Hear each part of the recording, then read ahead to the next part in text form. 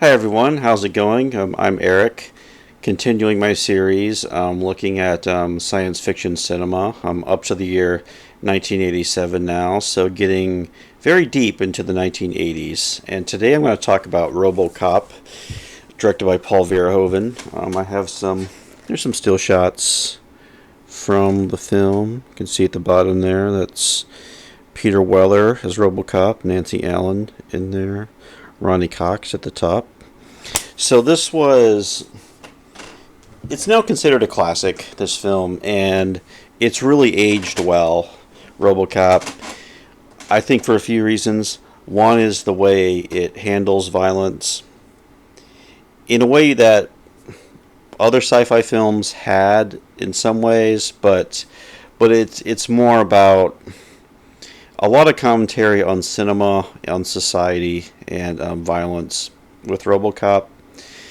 Now, Paul Verhoeven, I should mention, was a Dutch filmmaker and had made films in Holland in the 1970s, early 1980s. I'd really like to see those films someday. I know some of them are available on streaming, but he moved to Hollywood and began making films there. And really, we get a quartet of science fiction films from Verhoeven. RoboCop would be first. We get Total Recall in 1990. We get Starship Troopers in 97, I want to say, and The Invisible Man in 2000, which I think is kind of an underrated film. But RoboCop was the first one. So the film starred Peter Weller, who had done Buckaroo Banzai, kind of the cult sci-fi film from the mid 1980s, as spends most of the film in a very cumbersome costume, and just a good cast, a unique, almost a B movie cast for a film that's sort of like a B movie, but in some ways it's not. Others in the cast, Nancy Allen, who I mentioned. There's Ronnie Cox, who plays Dick Jones, the evil CEO. Kurtwood Smith, most memorably as Clarence Boddicker, the kingpin and the sociopathic gang leader in this film. So it has a memorable cast. Miguel Ferrer is also in here as kind of a corporate toady. So just there's the performances are somewhat heightened in some ways, especially among the corporate characters, but a really strong cast. I think there is some lineage for RoboCop. One, it would be a film like Clockwork Orange, in the way it examined violence and urban decay.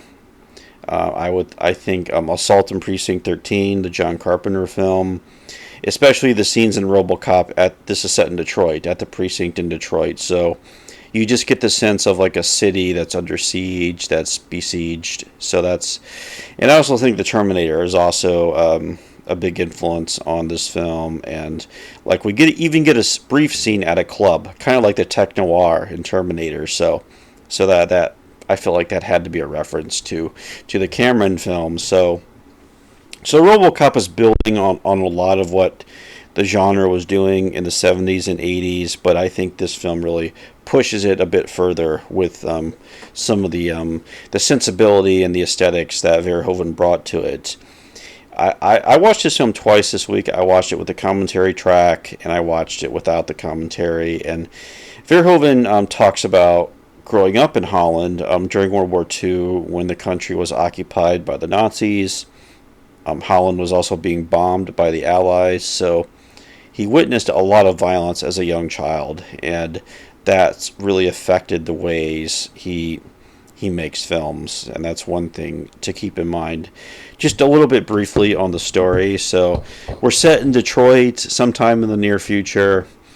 We have Murphy, played by Weller, who is a seasoned cop who's assigned to a new precinct. He's partnered with Karen Allen, and they go out on a call, and Murphy, in his confrontation with the violent gang in Old Detroit, as the very violent part of the city, and he ends up getting pretty much killed. He gets shot up badly, and after this, he's made into a robot. Okay, they're able to resurrect Murphy and make him.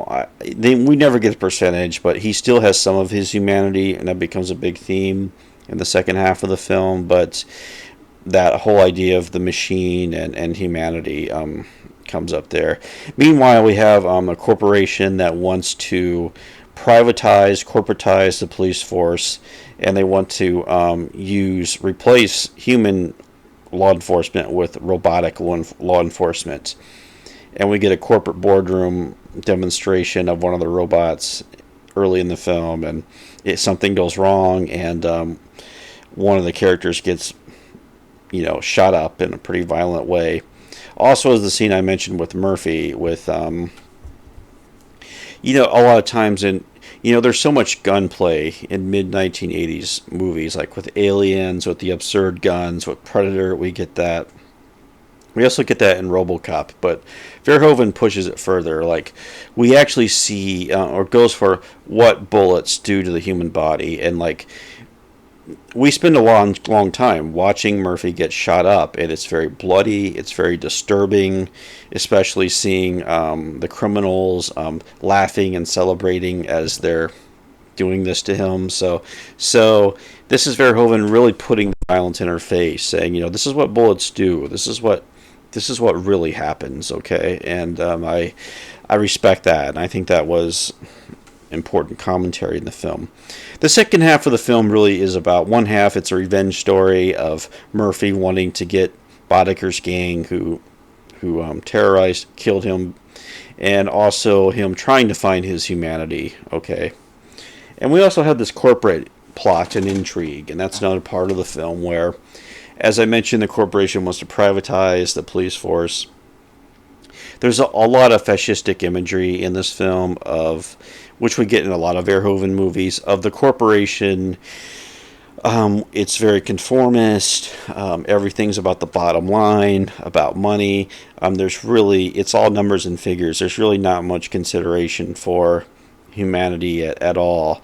And as we find out later in the film, the CEO is actually working with the criminal gangs in the city. So, and that's very fascistic too, where you have, the corporate types in the boardroom who are in league with the street thugs, right? So that's, like I said, Verhoeven illustrates that in such a clear-cut way.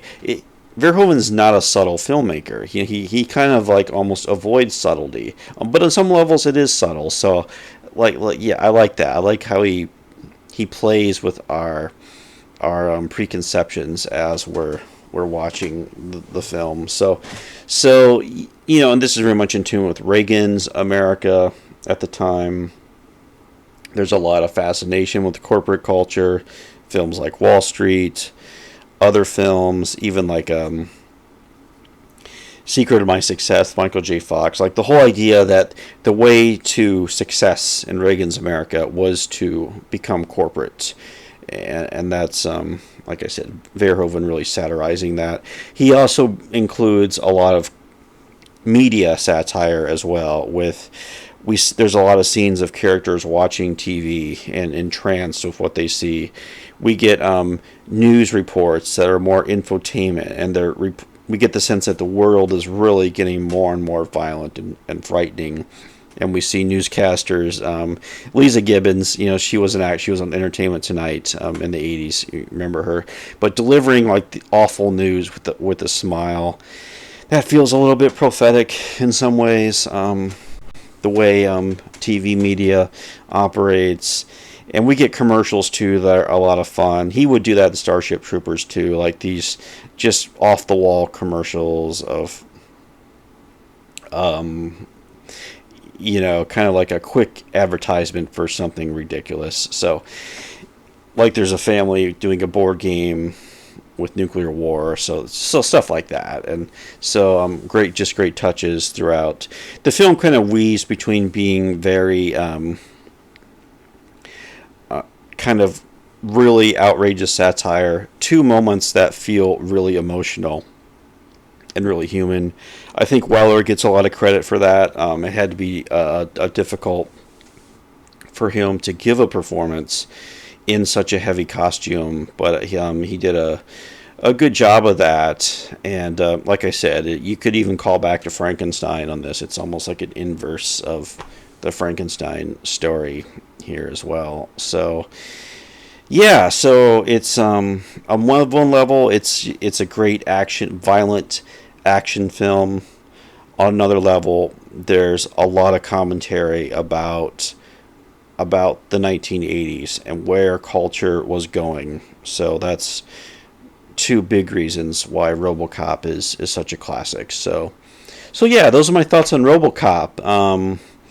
Yeah, if anyone sees this, love to get your thoughts on the film. And but I think I'll just sign off and have a good day.